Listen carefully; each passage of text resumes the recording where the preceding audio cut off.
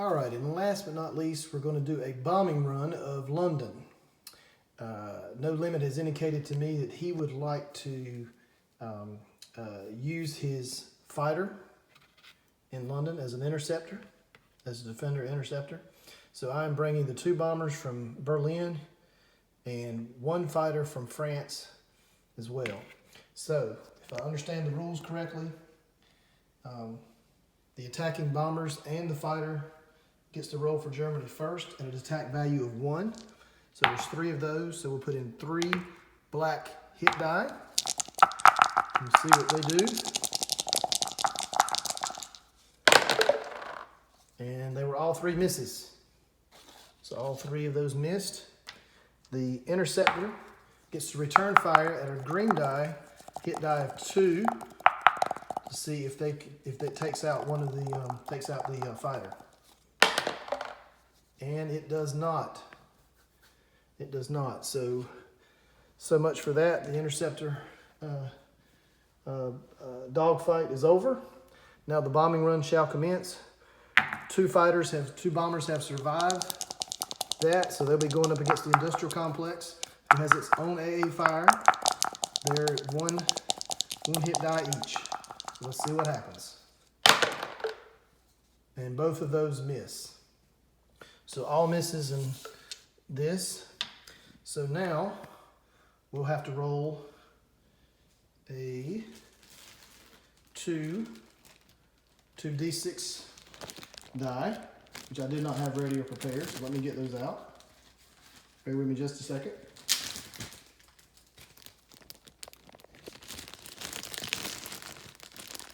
All right, so we've got those out and ready to go now. So here we go. Let's see what kind of damage is done to the London industrial complex. A grand total of 4.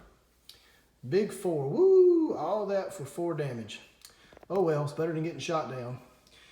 Okay, all right, so that's 1 less artillery No Limit can buy next round. All right, so I'll be back with non-combat movements. All right, guys, so here are the non-combat movements. I hope you guys will bear with me because there's a lot of them. I feel like I'm being baited into a situation here by No Limit, a very good player, very seasoned player, and I'm a pretty inexperienced player for the most part. So, but I feel like I'm being baited. So we'll see if I take the bait or how this goes, if he gets the best of me here. So, but anyway, I'm going to do a couple possibly strange things. But I've got the 2 fighters from Karelia that had 3 and 2 movements left in their fuel gauge. They're going to fly all the way down here to the Ukraine. So bear with me because this is going to be a lot of stuff going into Ukraine. 2 fighters in West Russia are going to the Ukraine. All right. So let's get my forceps out. That's what I have them for.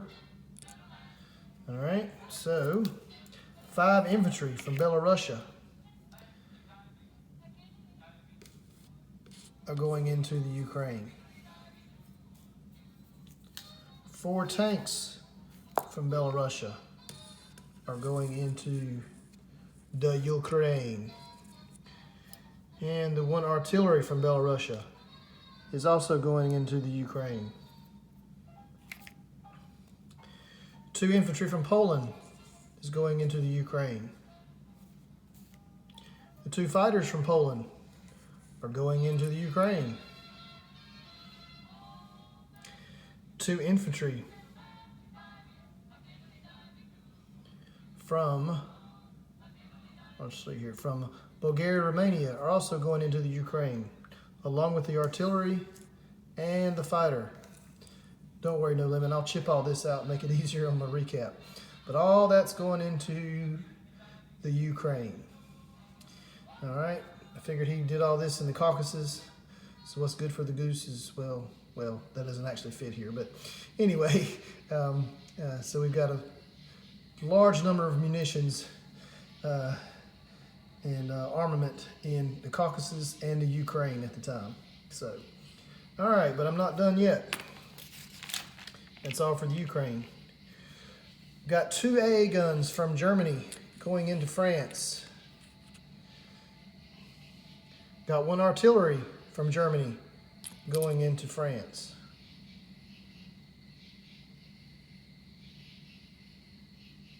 Actually, let's take that back. Both artillery are going to go into France.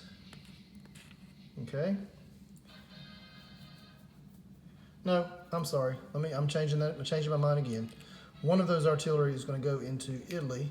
One is going to go into France. All right. One artillery from Germany to Italy. I just said that. Okay. All right. 2 tanks from Germany to Italy. So 2 tanks, represented by these 2 chips right here, will go from Germany into Italy.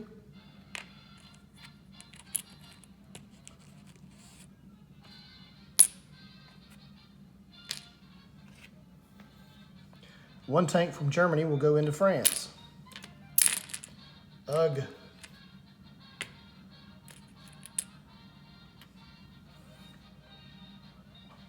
And everything in Northwest Europe right here is going to go into France. So this AA gun, these 2 artillery, and those 2 infantry are all going into France. So there'll be nothing left in Northwest Europe. So let me chip all that out and I'll come back and do my recap. All right, so there was a couple of moves that I missed. There was 1 infantry unit left in Germany. It went down to Italy. And then 1 infantry unit in Libya is going to move over to Algeria for obvious reasons. And so we'll take that down and go from there. Okay, all right, so I think that does it for Germany's turn. So let me clear all these markers off and we'll do the unit recap real quick and get out of here. So No Limit can do his Japan turn, which I know he's anxious to do.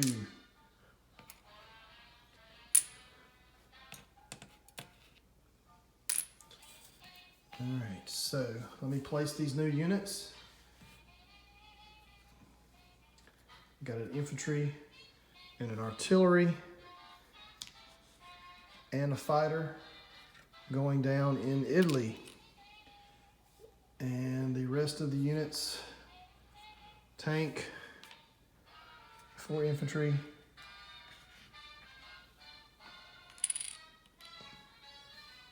another infantry and artillery going down in Germany. All right, so here's what we've got.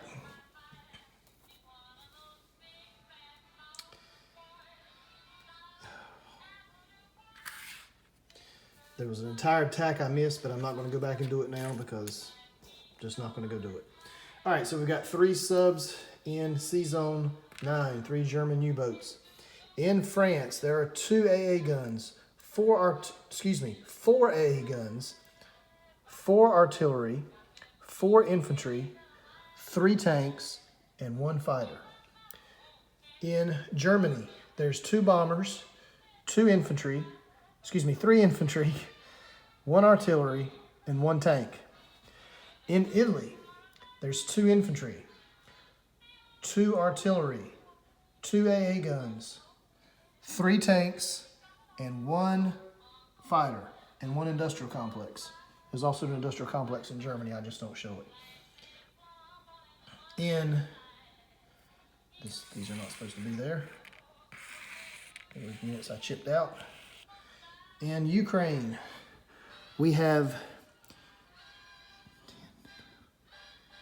13 infantry. We have 5 tanks. We have 4 artillery. And we have 7 fighters.